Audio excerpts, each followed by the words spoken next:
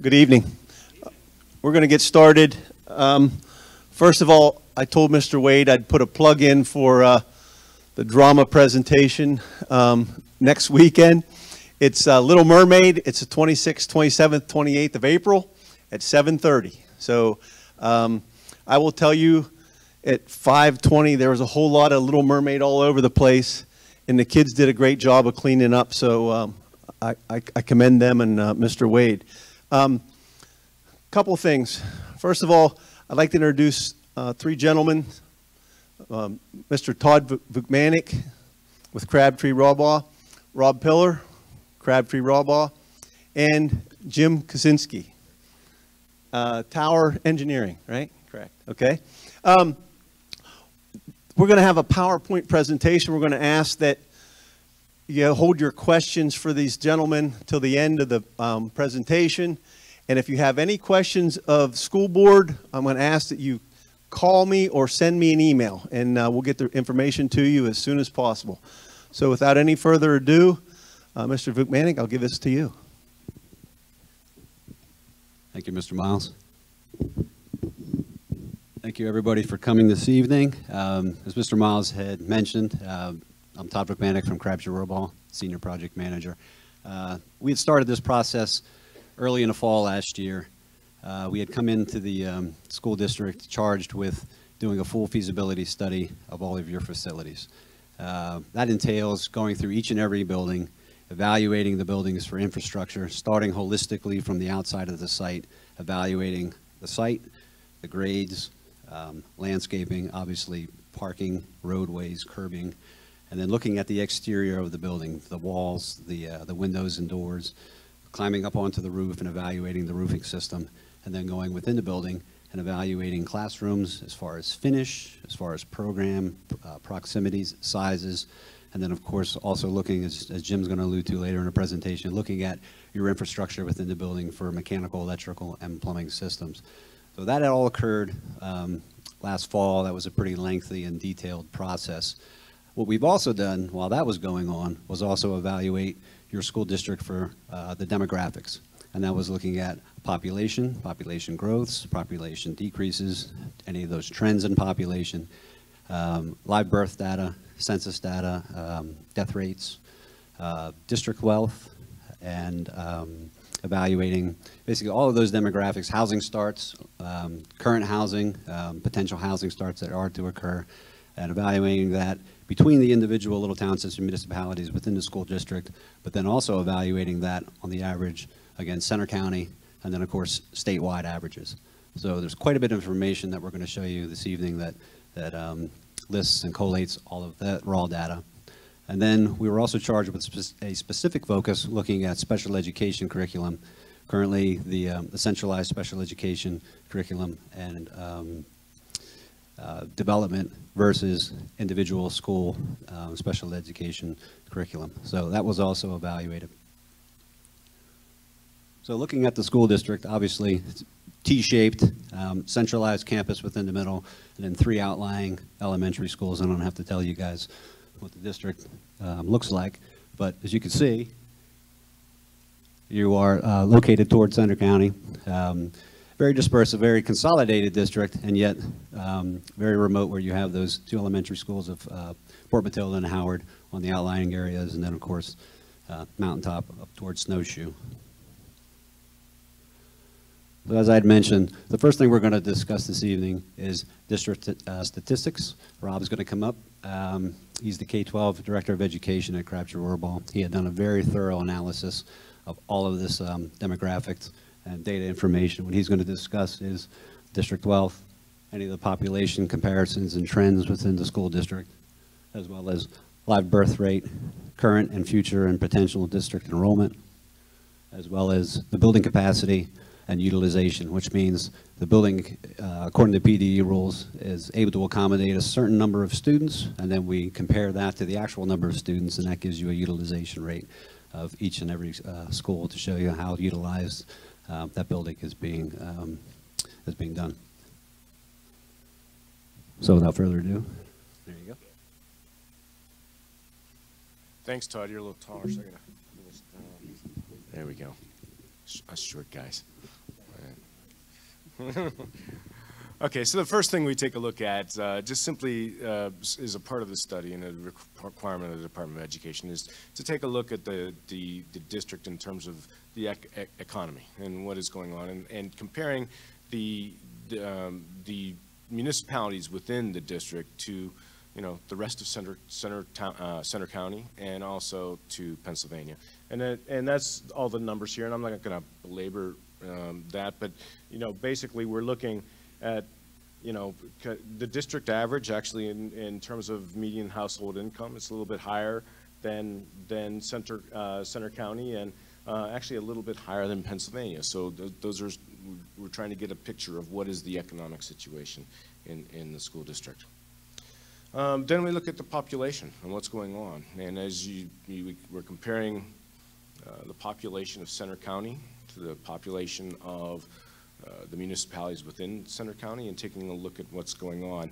And our goal here, by the way, you know, we're not demographers, so we're not doing a you know, the job of demographer.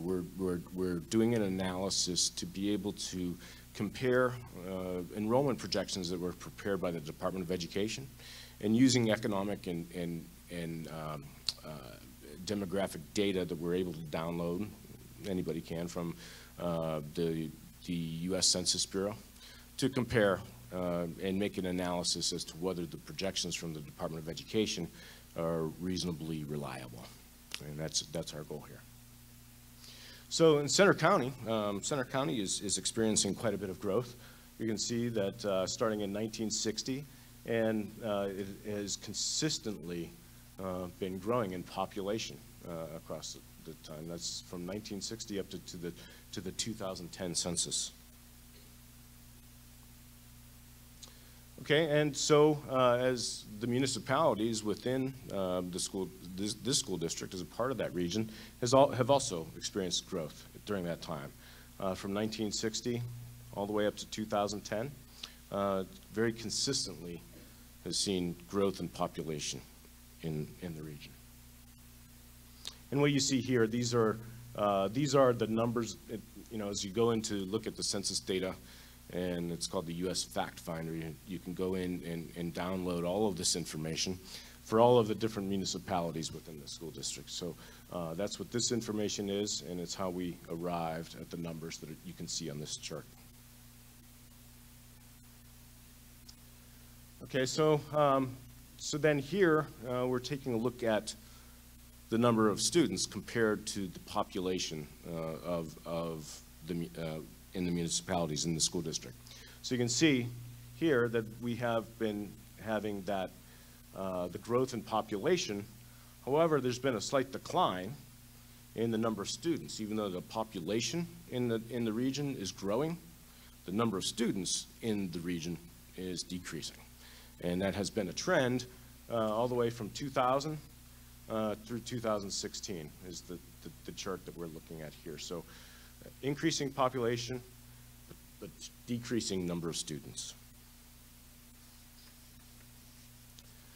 So what does that mean? Okay, so as we got the enrollment projections from the Department of Education, they have been forecasting that the decline in enrollment would be continuing.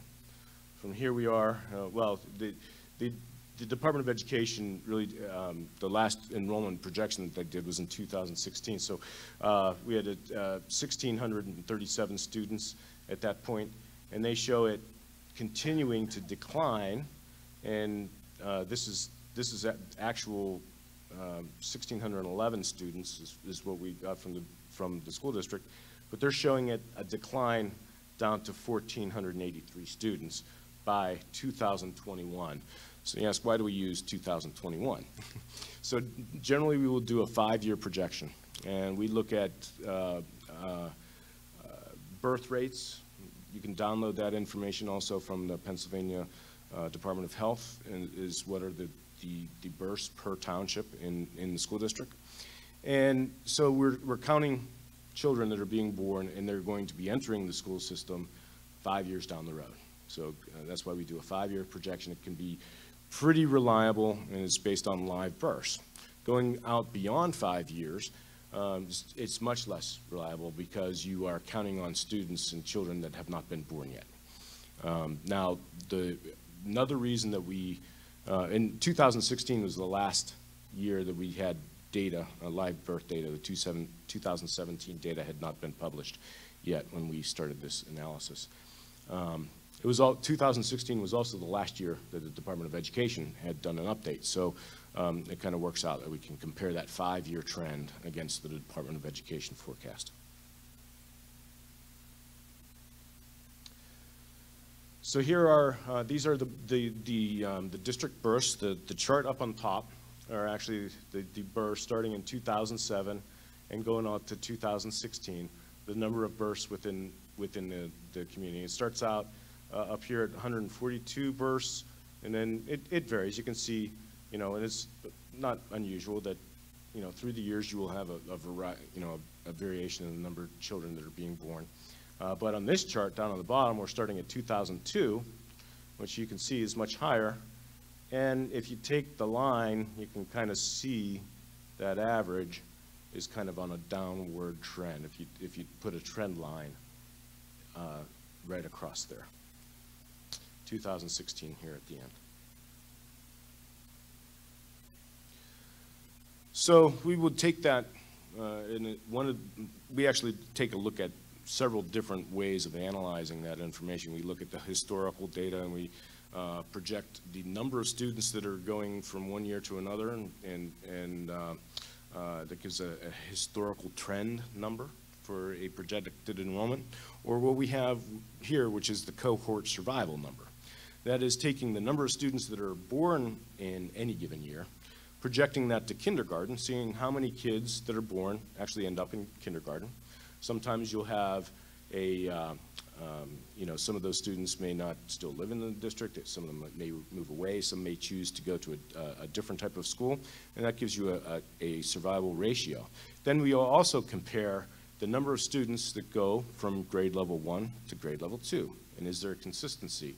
And we'll give you a number that we use as a factor, and the example calculation is right there.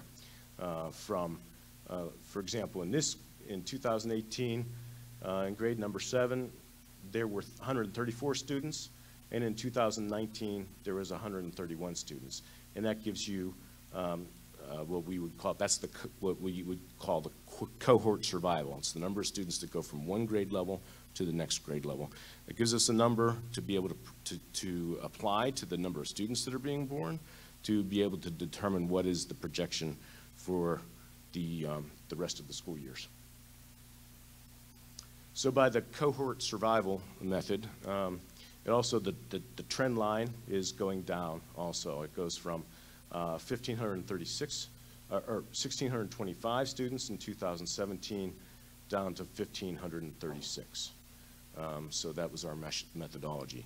Now there was another methodology that we used, which was the historic trend, which gave a number of, and I've got to, because we don't have it in the, I got to check on the book. Pardon me one moment, because we didn't have that in the presentation. So I believe it was,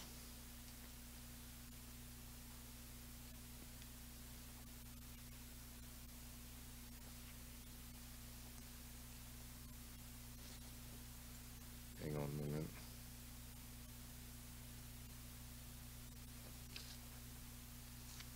There's a summary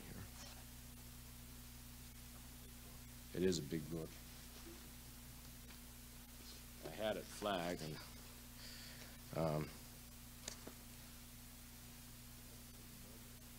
yeah, it fell out, so bear with me.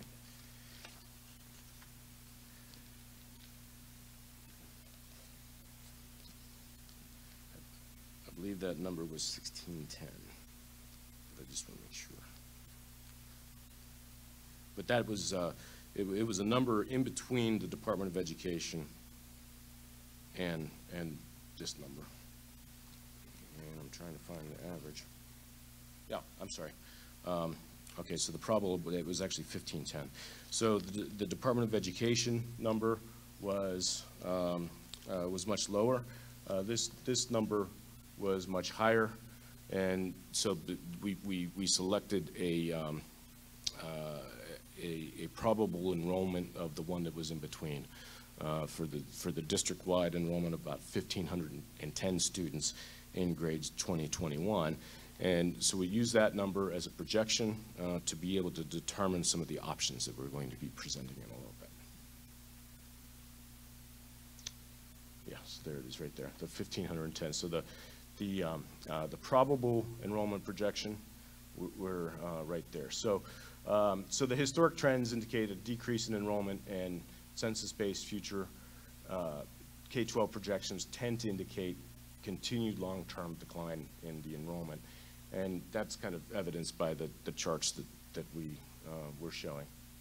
So this chart, we're looking at the current enrollment, and then I did a percentage to be able to determine, how many students there would be at each one of the elementary schools. The best way to do that is to determine what is the current percentage of your student population that go to each one of the schools. So those are the percentages right there, and that's by the total number of students. And then I'm also looking at it in the percentage of students per grade level that go to the different numbers of schools to be able to determine that with that 1,510 student population in grades level K through 5, there would be 645 students. And that would be broken up into the number of students in Mountaintop, 122, Port Matilda, 115, Howard, 184, and Wingate at 325. Of course, the middle school, one building, 340 students, and at the high school, 524 students for a total of 1,510 students. So now we're looking at it, let's see here, down on this bottom chart to determine, what is the capacity of each one of the buildings. As Todd had mentioned, the capacity is taking each one of the spaces, applying the number of students that are in that space, and according to Department of Education guidelines, for example, in an elementary school, a classroom would have 25 students. In a high school, it changes a little bit. Some lab and specialty spaces would have 20 students. Regular classrooms would have 25 students. So that's the way we would determine the capacity. So we have the capacities listed here for each one of the buildings. And a total capacity at the elementary level of 1,000 students. And I combine the middle school with the high school. The total capacity is 1,500 students. And then carrying that out to be able to look at what is the surplus of seats that there are in the school district right now. And at the elementary school, there's a surplus of 354 students, and at the high school, there is a surplus of 685 seats, not students. So we're also trying to determine, are there additions that are going to be required? In some cases in districts there are, but in this case, with a declining enrollment, there's no need, obviously, for additions. So we also take a look at, and we start to compare those capacity numbers to national benchmarks. And we're going to look at two benchmarks here to give you, and keep in mind, a benchmark is an indicator. It gives you an indication of how well you're utilizing the space. Is it properly utilized? And how big are the buildings compared to the size of the population, your students? So on this page, we're looking at the utilization benchmarks. For elementary schools, it's 90%. And at secondary schools, actually we have listed 90 to 95%. And the benchmark for secondary schools is 80 to 85%. And the reason for that, especially at an elementary level, is that if you have, as you just saw, you're going to have a variety in the number of students that you have per grade level. For example, if you have 100 students and you have 4 classrooms and they all have 25 seats in them, you're at 100% utilization. But if you still have those 100 seats and you have a cohort of students that only has 95 students, then you're at 95% utilization in those spaces. So it allows for that flexibility between the years. It also allows for flexibility between the boundaries between school districts. Because if you had every building filled to 100% capacity every year, and one community has more students than another, you'd have to be changing those boundaries all the time, and you don't want to have to redistrict that in the school district all the time. At the secondary level, the reason it's reduced to 80 to 85% is that you have a lot of classes that are specialty type classes that wouldn't have the 25 students in it. And you also have class periods where there's a lunch period or a planning period and those spaces are sitting idle, they're empty. That also contributes to the utilization factor. So what is it telling us? This column on this end is the current picture, and it's showing that your elementary schools right now combined are about 70% utilization. And at the high school level, it's 60% utilization. So if you remember the benchmarks, we are about 20% below the benchmark at the elementary level, and we are about 20 to 25% below the benchmark at the secondary level. Again, it's an indicator. It's not something that you have to have 90% at the elementary school and 85% at the secondary level. It is an indicator of how well your buildings are being utilized. So the next thing that we are looking at is the area per student. And the benchmarks that we use there is an analysis done on a yearly basis that's published every year in February.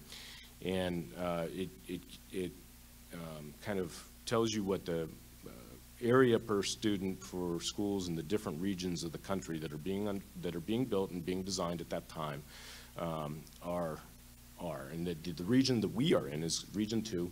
It is the New York, New Jersey, and Pennsylvania. That's kind of our region. And so the benchmarks, and what I've done is I've taken that report and I've kept a running tab for the last, I think, 12 years or so. And I've taken an average because it will fluctuate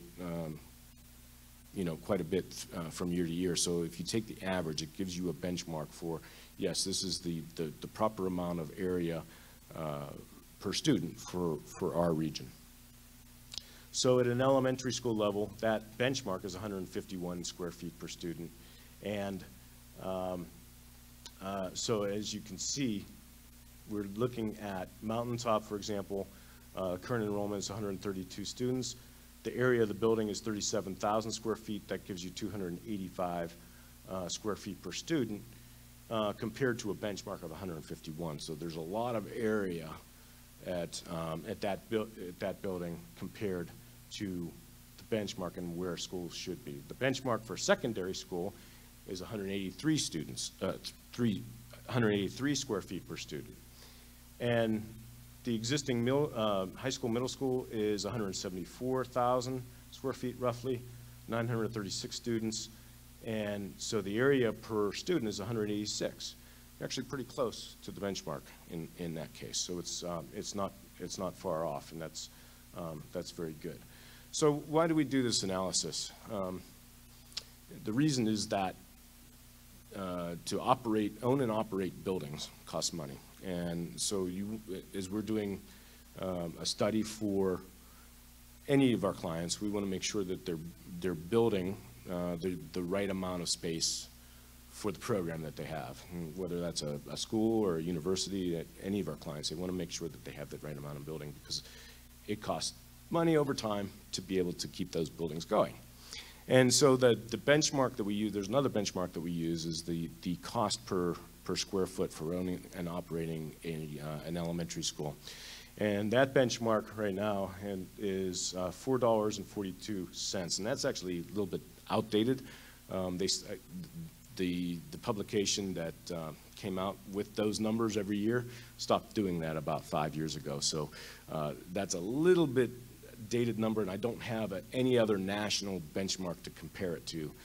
So I'm still using that data until I can find something new. So it's $4.42 per square foot.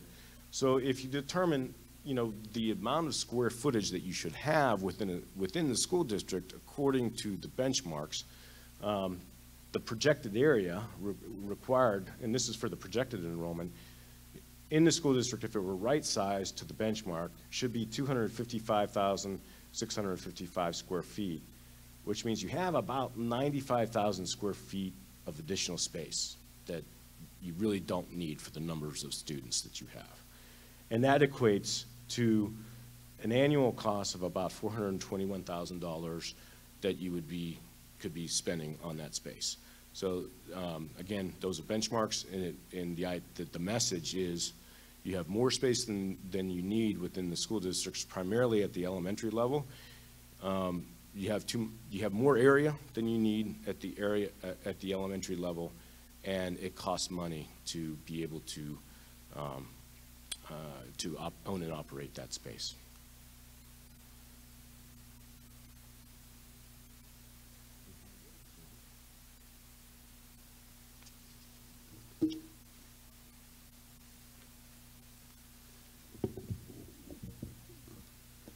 There's going to be a quiz after the presentation, so I hope everybody was taking notes.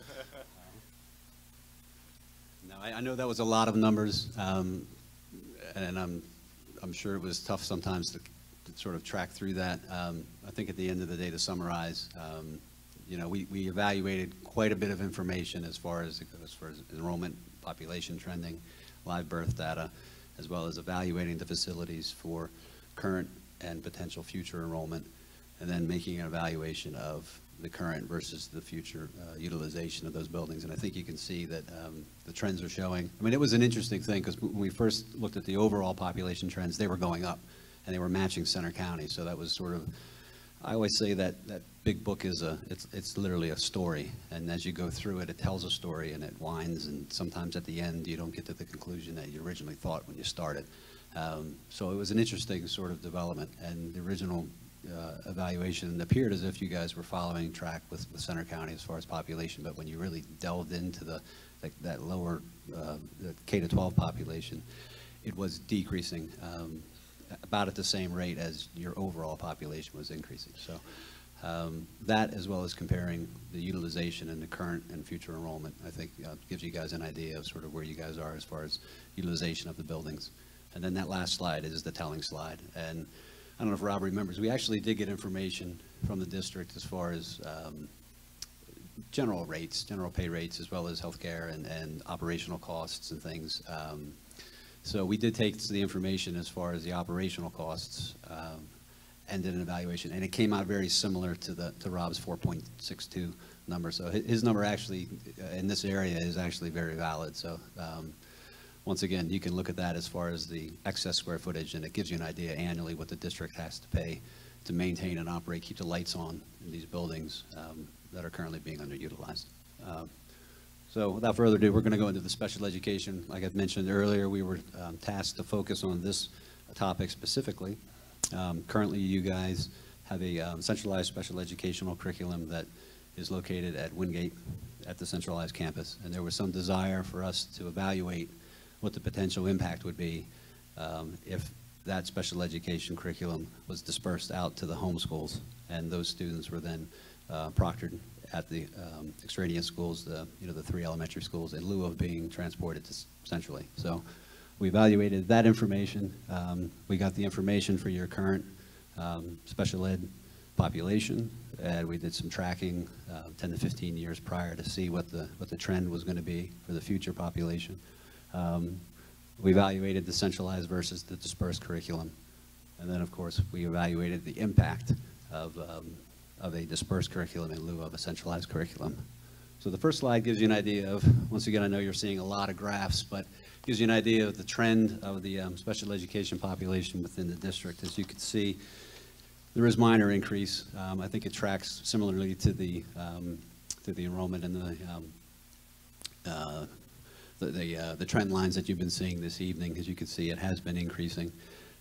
You've got approximately 140 students. Now this is overall holistic special ed children, but you can see that it has been increasing. And then the next slide gives you kind of an idea, more of a chart, pie graph, to give you where that special ed population is located per school. And I'm looking at it primarily as from the elementary schools. We did not evaluate the middle school and high school. This was essentially an elementary school evaluation.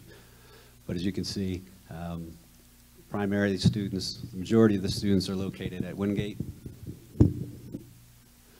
Majority of students are located at Wingate. Within, I would say, very similar dispersion at the other 3 elementary schools. So these are the student population that's being transported from their home school location to the Wingate. As you can see, total of 11 students at Howard Elementary, 17 at Mountaintop, 18 at Port Matilda, and of course 41 at Wingate. So we evaluated dispersing that population. Now, not all the students can be, due to their level of curriculum and their level of need. Some students will have to remain at Wingate for their curriculum and their education, and that's the slide, the text at the top. As you can see with Howard, out of those 11, 7 of those can then be brought back to the home school at Howard. 15 of the 17 at Mountaintop can be brought back. And it's interesting, you're looking at more or less like a 50 split, 20% split, and then a 50 split coming back to Port Matilda. So what we evaluated was, what's the impact on staffing? Obviously, once those children are brought to the home schools, there's going to need to be additional special education staff that needs to be hired to serve those students. And the numbers on the left are the low numbers versus the high numbers. Once again, we took sort of an average from district salary, and that was including the impact on healthcare and pension and salary as well. And then we also had some information as far as starting the curriculum within a school. That costs money to buy all the books, create that curriculum, and develop that. And that's a first front-end cost that would really only be encountered on the first year. But we evaluated that, as you can see here, the curriculum startup. And then, of course, there's going to need to be some upgrades to those classrooms that are going to be developed for that special ed curriculum. So we made some average cost, anticipated cost, increase that. So as you can see, annually, just for the staffing, it's going to cost you about $750,000 to $1 million to provide that service at those outlying schools. And then you're going to have sort of that front-end cost, which are the curriculum startup, as well as the upgrades and any of the renovation and alterations that are going to be required within that, which could range at another couple hundred to $250,000. So there is a financial impact that needs to be taken into account for that special ed curriculum that they're locating. Transportation, I know we were charged to look at that. That was a challenge due to the school choice. It was a very difficult thing to get patterns down to see what the impact of transportation was going to be, simply because annually it changed year to year. So we had a very difficult time trying to develop a pattern that we felt that was going to be reliable. So there is no transportation impact developed within this scheme, but I think everything else, paints a pretty clear picture. So it is something that can be accommodated in those schools. As Rob had mentioned earlier, you do have additional space that they are being underutilized. So you have the classroom space available for special education, but the financial impact must be also accounted for. And then finally, we're going to discuss some facility evaluations. As I mentioned earlier, we went through each and every one of these buildings, evaluated it from the outside of the site all the way down through to the interior infrastructure of the buildings. And I'm not going to touch on each and every school specifically. I'm just going to show you sort of some high spots that we found at the schools. Obviously, there was need for majority of these schools. The paving is it's starting to deteriorate. It's in fair to poor condition in some areas. As you can see, there was quite a bit of spalling, alligator cracking, pardon me. potholes. These were some of the playground areas to give you an idea. So children are running around on some of these areas with the uneven pavement. These are some drive areas that are showing some delamination and some sinking and alligator cracking. And then, of course, we had some sidewalks and curbing that are in need of repair as well. These are some roof shots. I know 2 of the buildings were recently coated to extend the warranty on the EPDM roofing, and this is going to give you an idea. The one was in a little better shape than the other, but as you can see, that coating is starting to fail. This would be the gymnasium actually at Howard. And there was some ponding, some water that was remaining. It had rained a couple days prior. Usually that's the best time to go look at a roof because you're really going to see what the impact, how that roof is working. And I know they are currently having some water intrusion in that building. So as you can see, the other building, the coating is holding up a little better, but you can see it's not going to be long until that fails. And of course, you had some heavy ponding on that roof. Building deficiencies, things that we found were cracked concrete, some spalling concrete, mostly at dock areas and some elevated stairs.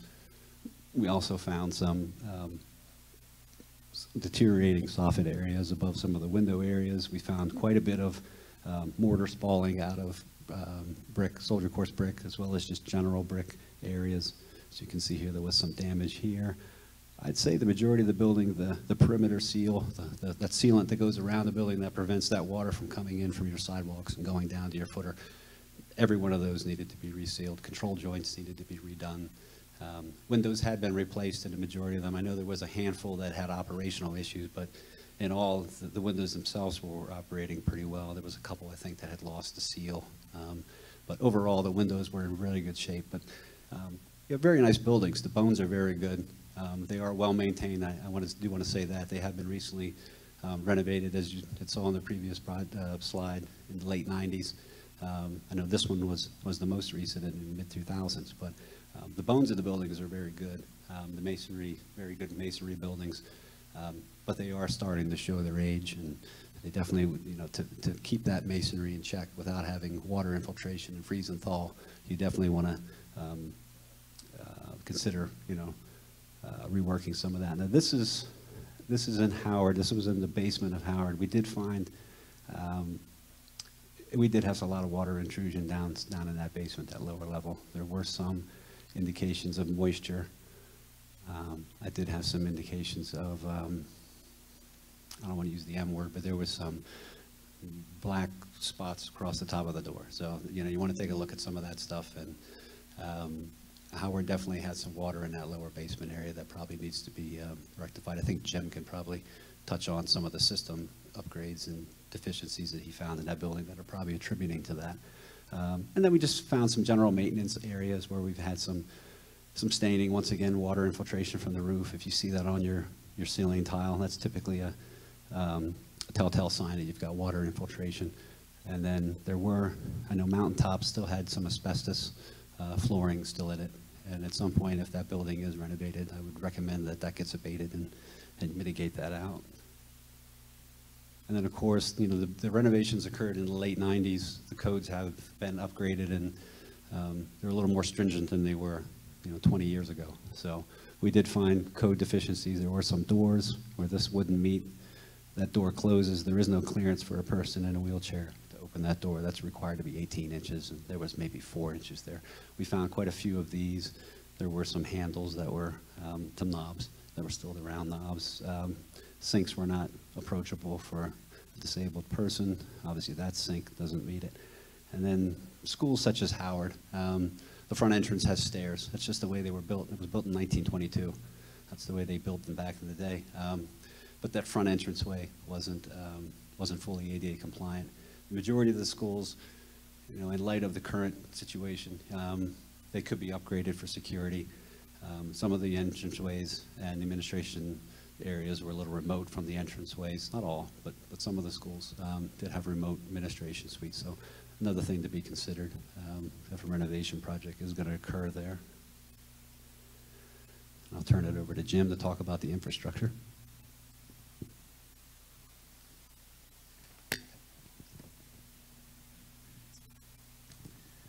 Good evening. little loud.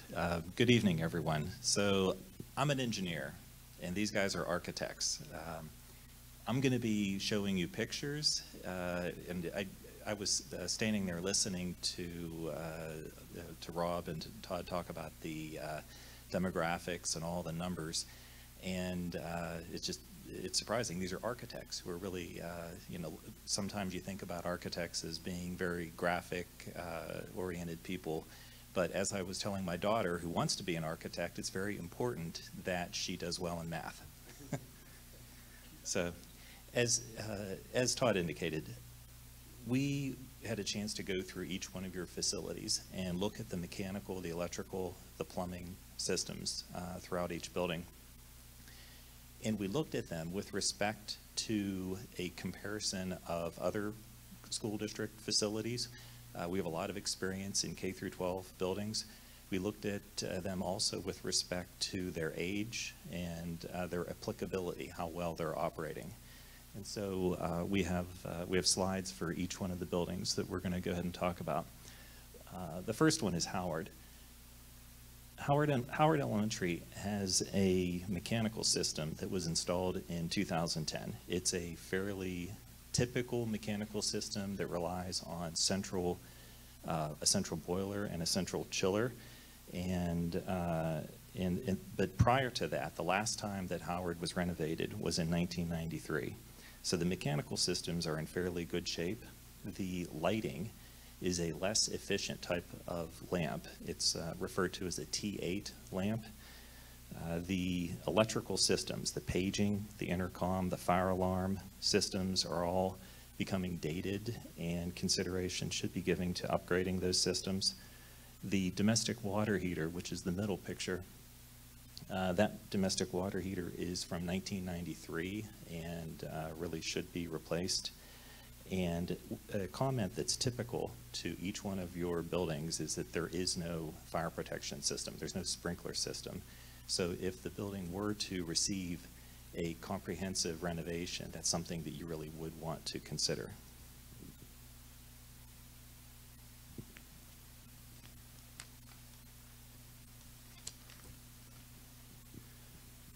Mountaintop.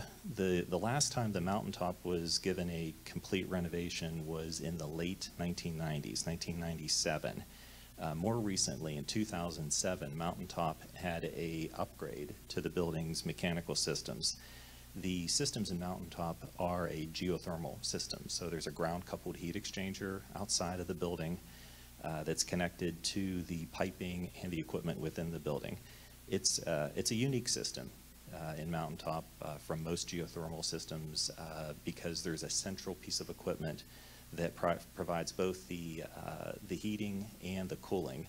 That piece of equipment really just runs in one mode at a time, which makes it important that the older boiler, this is the boiler that was from the 1990s, continue to remain functional and be used. Obviously, that's an older boiler, and we recommend that consideration be given to upgrading that piece of equipment. Throughout the building, as part of the 2007 renovation, the existing unit ventilators from the 90s, so this is a unit ventilator, which is a piece of equipment that provides heating, cooling, as well as ventilation. This piece of equipment is typically at the perimeter of every educational space, but as part of the 2007 upgrade, those terminal unit ventilators, the pieces of equipment at the end of the piping runs like this, they were reused. And so they are at this point getting to be at the end of their expected longevity. This also applies to air handling units, larger pieces of equipment throughout the building. And this particular building is what we refer to as a two-pipe system. And what that means is that it can only provide heating or cooling at any given time, in comparison to other buildings that have a four-pipe system. In a four-pipe system, you're able to have concurrent heating and cooling in two different classrooms. And so in a two-pipe system, you might have a classroom that has very few occupants, and the temperature wants to have cooling I'm sorry, to have heating provided, where a classroom that might be full of occupants would conversely want cooling. And so looking at upgrading this system to a four-pipe system is something that could be considered and typically provides substantial comfort improvements. Throughout this building, and this is something that is also present in other buildings, the relief air systems make use of the corridors in the classroom as a plenum, and that falls into the category of a code issue. Decades ago, that was acceptable in the code, so if these buildings were renovated, that's something that you would definitely want to address. The electrical systems, the lighting, the paging, intercom, clock, the fire alarm, they are all dated systems, as well as the plumbing infrastructure, the plumbing fixtures, as well as the trim. And I already mentioned the fire protection.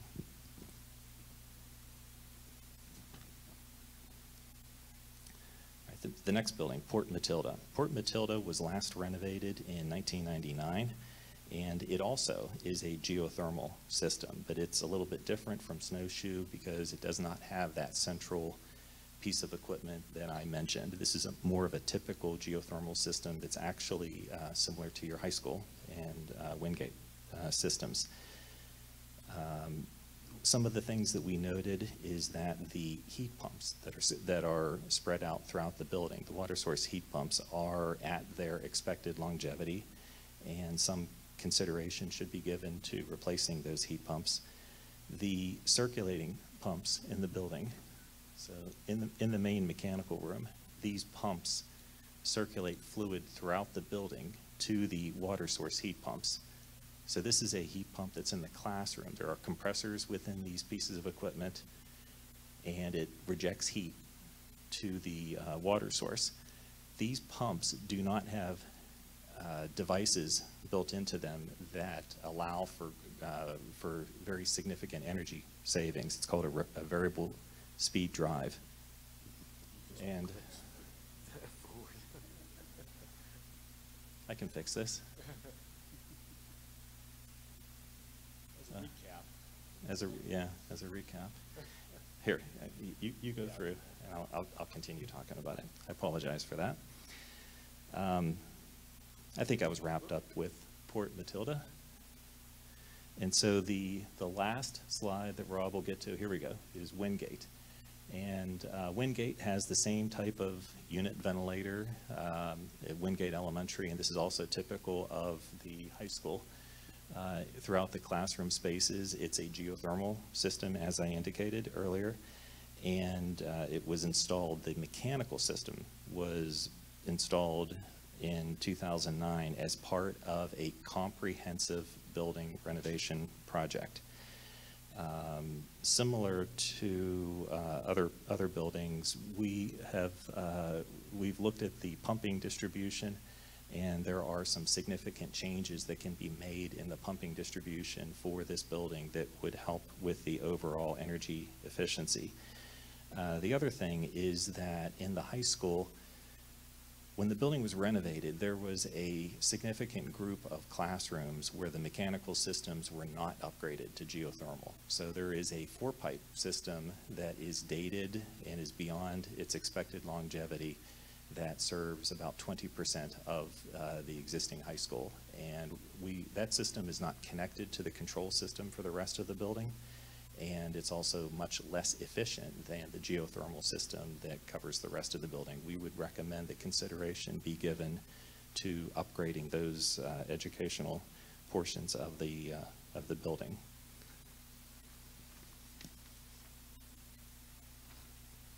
And again, the elementary school as well as the high school and the middle school do not have a fire protection system. So. Very good. So what does that all mean? You know, at the end of the day, we've got to take all that raw data and all that information and kind of summarize it into some options. We had developed basically three options, A, B, and C. there could be a myriad number of options that we could come up with, but I think we try to look at it globally, like what are the three things to consider from the information that we saw. And option one is, we like to call it the status quo. It's basically all buildings are in play.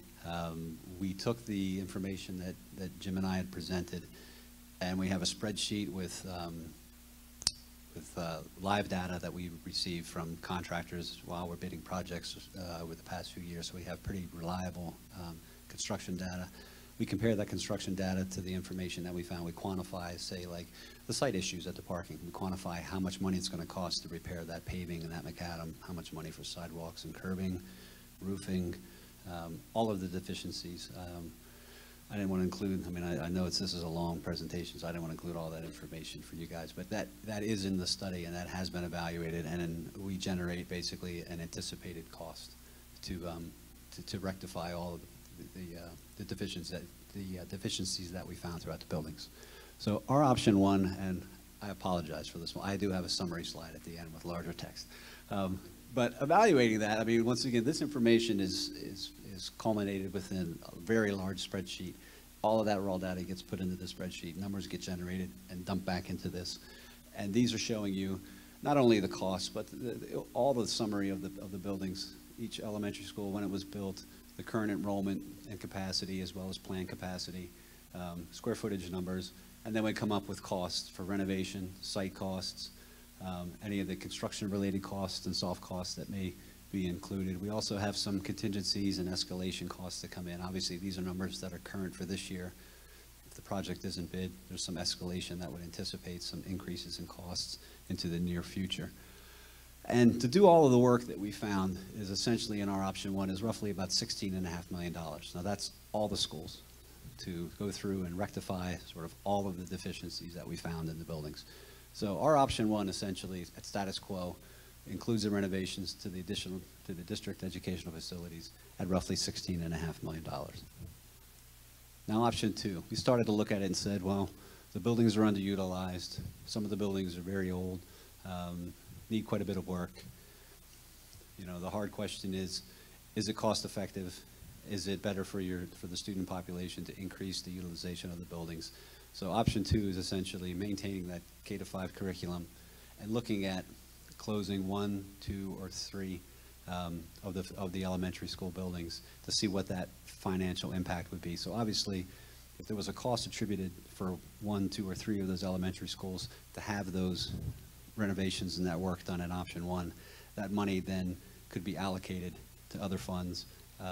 And to be frank, the information that Rob had showed you at that $4.62 to keep the building open, that is not in here. Because it would depend on obviously how many years out. So once again, we couldn't get a firm number on the cost to maintain that building. But this is just giving you raw ideas of how much money in option two. And we had option obviously 2A, which would be the closure of Howard Elementary. 2B would be the closure of Port Matilda, and 2C would be the closure of Mountaintop, as well as D and E, which is closing 2 and then closing 3. So as you can see here, option 2A, B, and C, roughly closing Howard would reduce that $16 million down to about $14 million. Closure of Port Matilda would be around $13 million to do it, and then about 13.5 if Mountaintop were closed. And this is the continuation. We actually looked at every option that we could. Option 2D is closing of Howard and Matilda, Port Matilda, pardon me. 2E is Howard and Mountaintop, and 2F finally is all 3. And the numbers then come down from 16 million down to about 14.5 to do the work. Now the difference is, the reason why you're seeing some of these numbers go back up is, if you close all 3 schools, you don't have enough capacity at Wingate Elementary to support all that outlying population. So something's going to have to happen. You know, we went through Wingate Elementary. There were quite a bit of deficiencies that we found in there: code deficiencies, ADA deficiencies, life safety deficiencies, as well as just material and infrastructure deficiencies. So Wingate Elementary would require a certain level of renovation. It also will require a certain amount of alterations. We looked at some of your core sports spaces in Wingate Elementary, art rooms, music rooms, cafeteria, gymnasium. Could they currently, at their current state, support the population from the other 3 schools coming in? And the short answer is no. So there would also be required to have some of those core spaces either enlarged or potentially a new one built, and then that space reallocated to something else more appropriate. So we did a quick valuation of that. That's why you're seeing some elevated numbers in these last three option 2 options, simply because there is some new construction that needs to happen here. As you can see, we've got close to $4 million, $5 million of new additions that are going to be required. So even though that number may have come down because you're not doing the renovation work at those 2 schools or those 3 schools, there will need to be renovation and alterations at Wingate Elementary.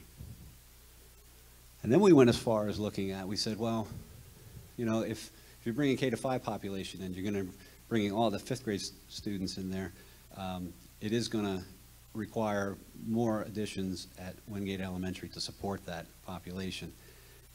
As Robert mentioned earlier, your middle school and high school is actually underutilized as well. So we said, well, maybe an option to consider would be moving the 5th grade into that middle school, making it more of an intermediate type school, and those students being utilized and making that utilization factor come up into that middle school building, utilizing those empty rooms with that 5th grade population. So option 3 is essentially very similar to option 2, except that we've pushed the 5th grade into the, let's say middle school, but that intermediate level. And looking at that, once again, we ran the math. We looked at all of the alterations costs, and those costs range anywhere from 13 to 14 million, very similar to option 2. And we looked at, once again, the closure and the additions. Interestingly enough, though, by moving that population up, those costs went down to roughly anywhere between 10 million, 10.5 to 13 million. So here's the summary slide with the big numbers. Option 1, status quo. We're looking roughly $16.5 million of renovation work required at all the district facilities. Option 2 would be the renovations with minor additions if you have school closures at Wingate, and those range from anywhere between $13 to $16.5 million. And then option 3, interestingly enough, went down to roughly $10 to $14 million. And once again, that's the movement and reallocation of 5th grade up towards that intermediate school level and utilizing the underutilized classrooms in the middle school. So that's the hour-long, broad brush synopsis of the district study. For the board, I have brought copies of the study. There are a couple extras. I don't know if you want to make that public, but they are here. I'm going to leave these behind. But as you can see, it's a thick book. There's quite a bit of information.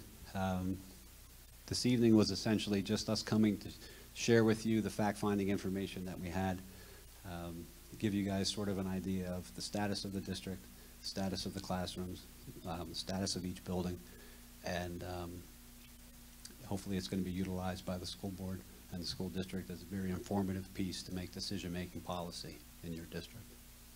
So, any questions? So, overall, as far as the building itself, what kind of, you were going to rate them, A to C or whatever, where would they fall? They range. They range. I mean, and I would evaluate it not only the condition of the building, but the location of the building. So, for instance, like Howard is the oldest building you have on your district, 1920s. It's a wood frame construction. The roof is failing. It needs work. It's more or less landlocked. It's located in town. Access is a little constricted as far as buses coming through that back parking lot. It's not ADA compliant. Life safety should be addressed. There are ADA concerns that need to be addressed. I would say that probably would fall down into the lower level of, if I was to say like, I don't want to say quality of school, but you know, that would fall down. I'd give that probably a C minus. It needs work.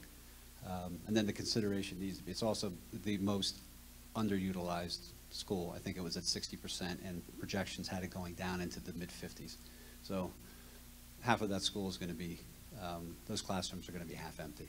So consideration should be done. It's a single classroom per student. So that's that one. Port Matilda is also opposite side of the district, also in town, more or less landlocked. Better Bones, masonry building, had been maintained. It appears as if it had not as much infrastructure issues as, say, Howard, but once again, it's landlocked.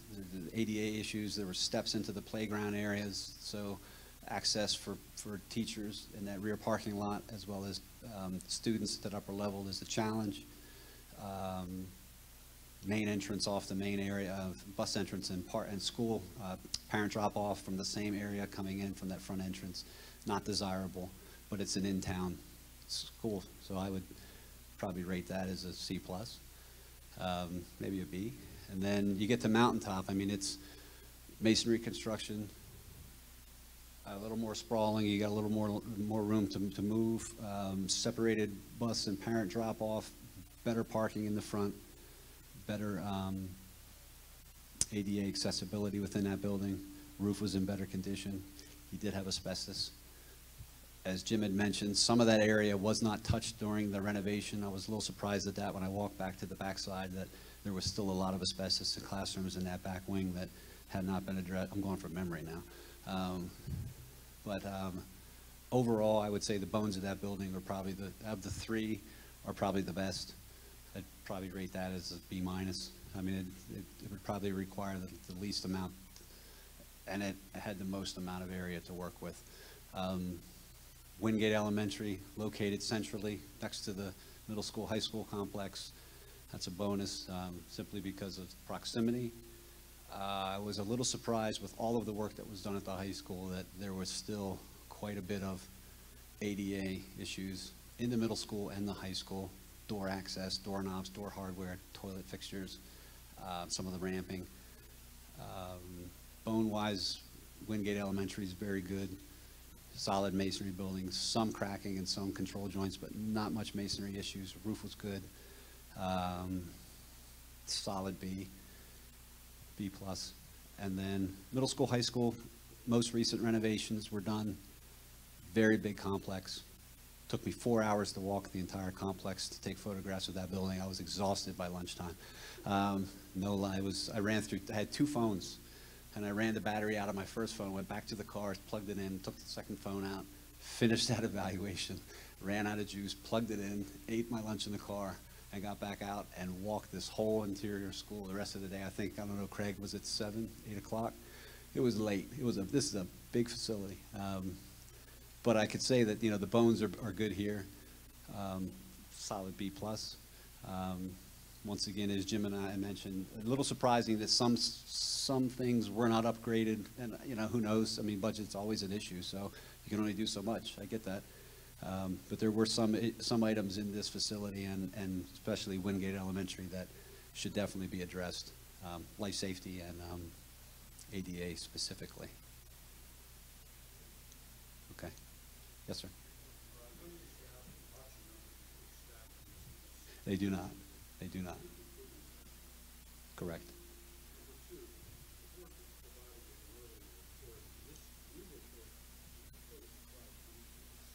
Okay.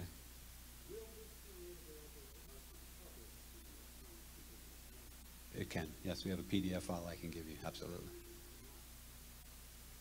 I can give you a PDF file. Sure, absolutely. Yes, sir. That's okay. Sure.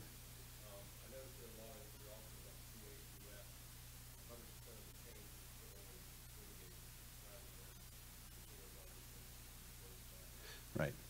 Well, the challenge would be, if I can address that one, challenge would be, like I said, Port Matilda and Howard are fairly landlocked. They're downtown. I would say there's very little opportunity for additions. It would be you can do anything. It just costs money. But I would say that it would be a challenge to do additions at those two elementary schools simply because of their location and their age. Howard would be a challenge because it's wood frame construction. So that's going to be a code issue if you, depending on how you try to enlarge that building, if you were to try to accommodate some of those students. The only one that I saw would have been Mountaintop, that had the most amount of parking in the front, that had the best logistically. The entrance was separated in and the out. It had a large amount of playfield in the backside. I didn't evaluate it for additions as far as core support spaces, if those would need to be enlarged, but the ability to do that at Mountaintop, of the three, is probably the best.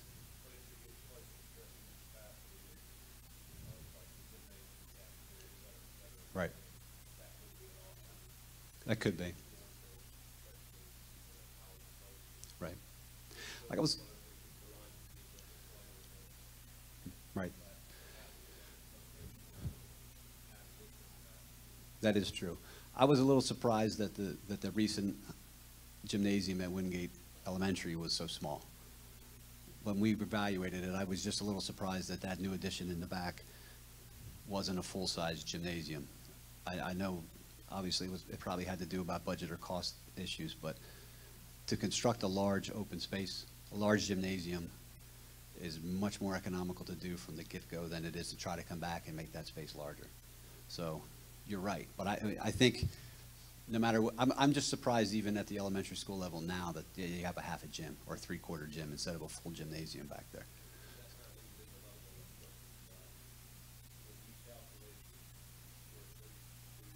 Yes.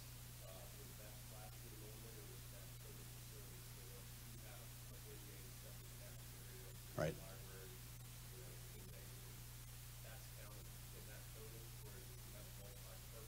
Yes. Yes. It was overall gross square footage of each building, yes, including those spaces, yes. And that's why the numbers are different between primary and secondary. They anticipate that because an elementary school is functionally much different than it is in a middle school. It's like in an elementary school, I'm only counting classrooms for capacity. I'm not counting art, music, technology, library, any of that, science. None of that is counted as far as capacity because those children really aren't moving around. Those are support classrooms, but as far as functional capacity, they're not in the equation in PDE's eyes. And then, of course, middle school and high school, those children could use those art, music as homerooms. So, of course, they count within the overall functional capacity of the building. So that's why the numbers go from 151 to 180, 183. Nothing? And once again, like, we're not here, I just want to make this clear, like, we're not here with recommendations. These aren't any recommendations at all. These were just three of the high spots. The options that we came up with were just three of the obvious ones. I'm sure there's a myriad of other options. We're not here to recommend any school closures. We're not here to recommend any special educational curriculum changes or status quo. We aren't, obviously, as Rob mentioned, I mean, it's a shot in the dark. We're looking at current live birth data. We did see a pattern. I mean, as you could see, the only slide was the one that kind of jogged a little bit with some live births, and you could see in 2008 when we hit the recession hit, everybody's live birth kind of went down. We had a little bit of a spike in 10, and then you guys are continuing down. But as you could see, I think anybody can make that educated evaluation that the trend is showing, that the trend of dropping in K-12 enrollment has been consistent. If we look at school districts similar to us throughout the county, where are we typical in the declining population? Or Depends on the area. I know Rob's neighboring district right now having this same discussion. Same study, similar study. I'm sure it's slightly different. I wasn't involved with that one. I mean, he could probably just have some candid discussion with it. But in areas, yes, I would say you're probably typical like this. We have seen some growth in some school districts. They're seeing a little more increase in industry, a little closer to more of an urban area. So they're having some growth, or we're seeing growth in some suburban areas that are adjacent to urban areas where we're having increased fluctuation due to employment and things like that. So not saying that things couldn't change. I mean, obviously, something came through in the area that would have a spike for population. But at this point, your increase in population appears to be in that 45 to 65 demographic, where it's a great place to live. But unfortunately, that population doesn't have K-12 student population coming with it.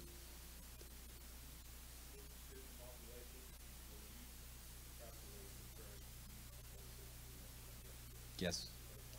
Yes.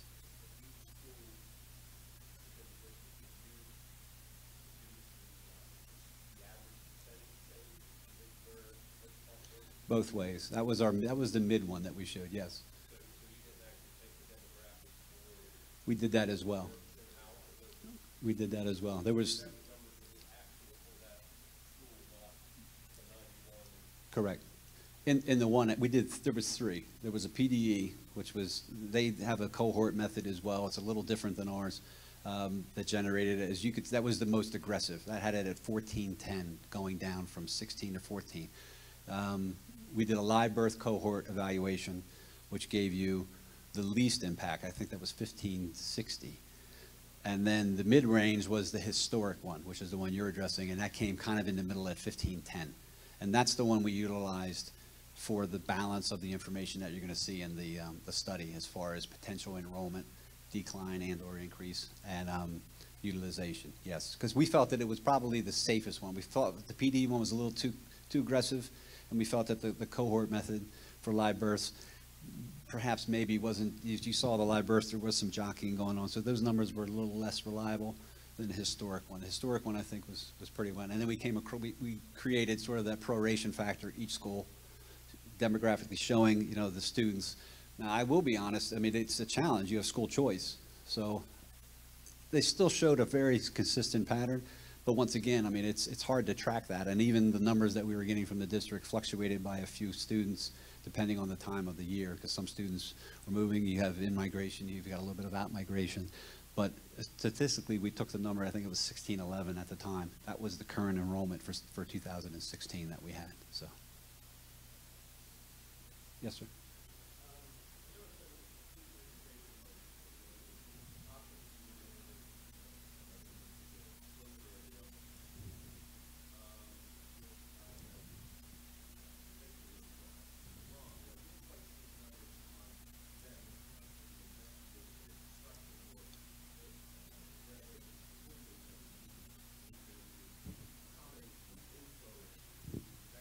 Right. That's okay. No, that's a good point. And the number, these are really big graphs, but as you could see, closing the 3, this would be option 2, keeping the K-5 curriculum, closing all 3, closing 2, depending on which 2. New construction costs ranged from roughly 3.8 to 5. You obviously needed a little more new construction if you closed all 3 to accommodate all 3. So that, once again, we were looking at it from, your art room was sized at, let's say it's 1,100 square feet or 1,000 square feet.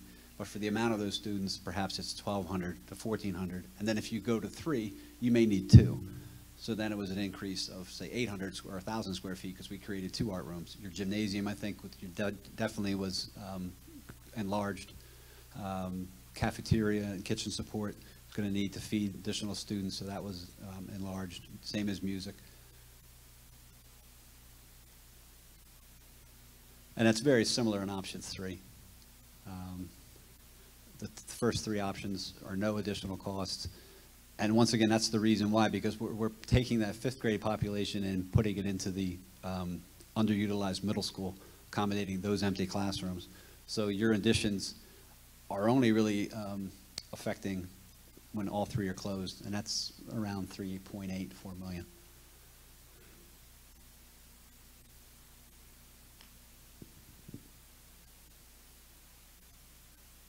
And you need to realize, I mean, these are estimates. We're basically looking at square foot estimates and anticipated. We really did not, I mean, until an option would ever be selected, we'd go down through, then obviously evaluate that building entirely.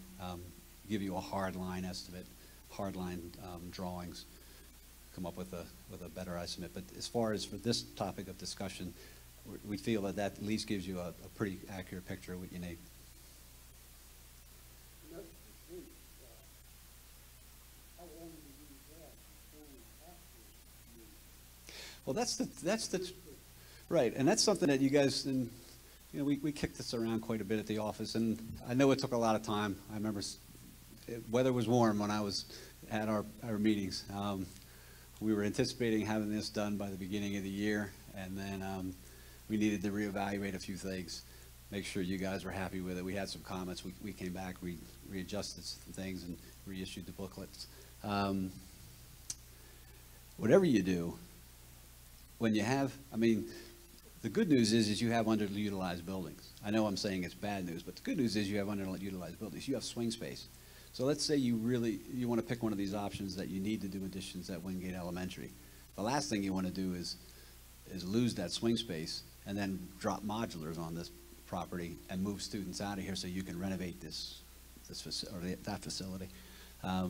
So the good news is you can mobilize some students to the other elementary schools. It will reduce your construction costs by opening up an open school and letting them renovate and do additions onto these schools during the school year. So as far as the timing, the challenge is you have a leaky roof on Howard. You have a gymnasium with water coming through the wall. You got standing water in the basement on a mud slab. You got some growies on the door frames and things down there that you spray some Clorox on and those types of things. So there needs to be some work done on Howard, and yet it's the most underutilized building and the oldest building in the school. So that's a tough decision. The last thing you want to do is spend $1 million on a roof on a building that potentially down the road that you may have to make a hard choice on. So that's a discussion, and that's why I gave you the numbers. I mean, that's the numbers that you need to reevaluate, and that's why we went through each building and flagged the deficiencies so you guys had an idea of what needed to be done at each and every building. So it's a hard choice.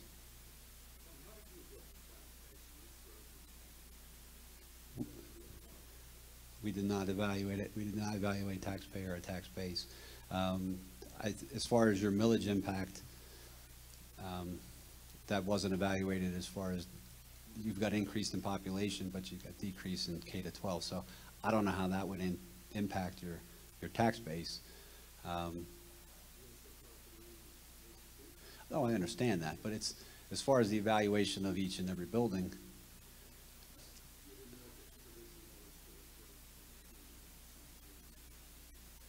Correct. Yes. Yeah. Yeah. I have one more question. The building capacity utilization slide, the median cost of operation is 4.2. Yes, sir. You said that's on 5 years old. Can you give us a percent what you expect it to be now, or give us an idea?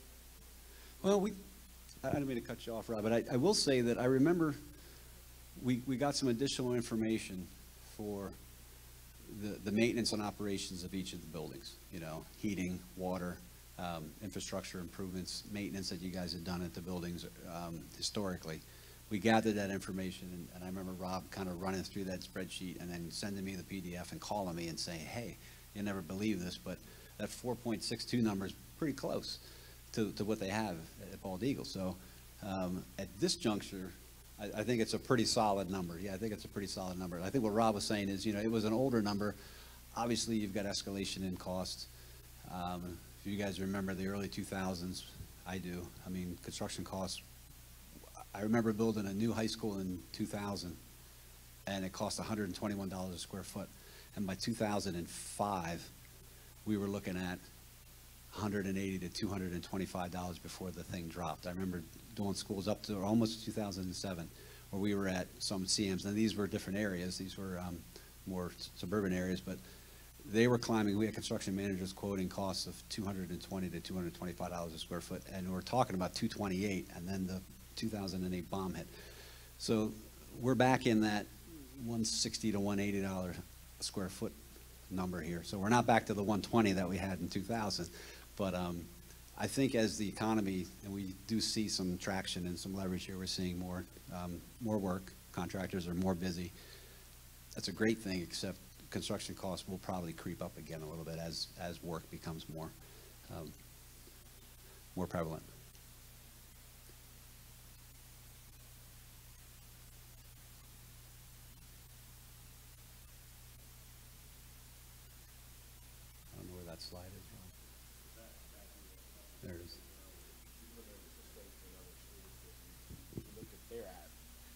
we're doing a study at another school district and had them look at their actual numbers, and it came out to just slightly over $5.50 per square foot. So there's been some increase, but I think the 446 that we're using is probably a good indication, good indicator.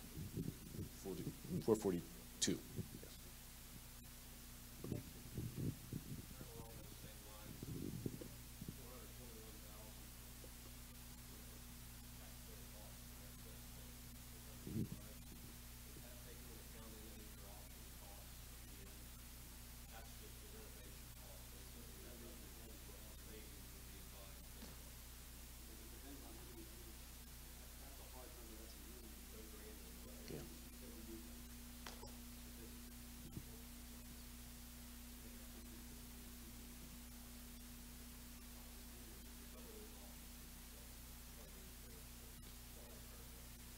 And the purpose of this $421,000 number, it's to give you an order of magnitude.